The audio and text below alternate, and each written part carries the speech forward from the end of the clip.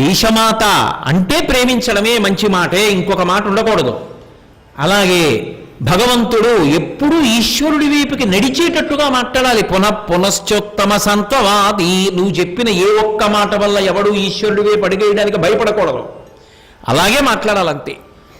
కాబట్టి శంకర భగవత్పాదులు ఒక్క శ్లోకం చేశారు అంటే అందులో ఒక గురుస్థానంలో కూర్చుని మాట్లాడడానికి తగిన అర్హత ఏమిటో ఆయన ప్రకాశింపచేస్తూ ఉంటారు.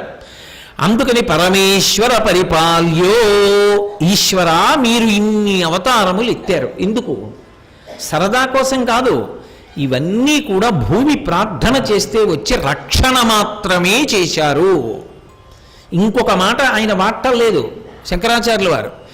కాబట్టి మత్స్యాదిభిరవతారై అవతారవతావతా సదా వసుధాం, మత్స్యాది అవతారములు ఎత్తిన మీరు అలా అవతార రూపంలో నన్ను కాపాడండి.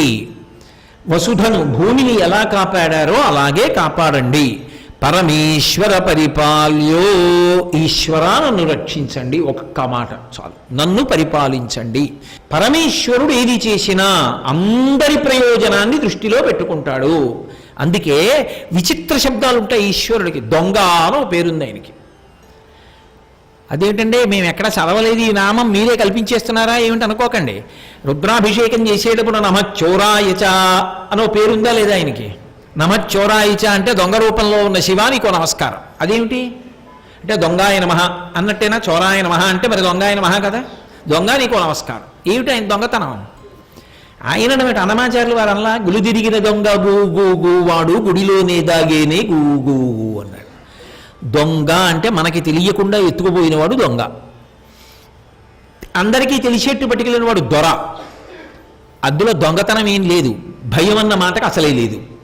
అది చెయ్యవలసిన పని కాబట్టి అందరి ముందు చేశాడు అని గుర్తు. కాబట్టి ఇప్పుడు దొంగతనం అంటే నాకు తెలియకుండా నాకు రావలసిన ఆపదని తీసేస్తాడు ఆయన. తీసేస్తాడు కాబట్టి దొంగ. అలాగే నా ఉంగరాలు తీసి అక్కడ పెట్టి నేనేదో ఒళ్ళంతా నూనె రాసుకుంటున్నాను అనుకోండి, అభ్యంజనం చేద్దామని, ఎవరో వచ్చో ఉంగరం పట్టుకుపోయాడు, లేకపోతే 2 ఉంగరాలు పట్టుకుపోయాడు.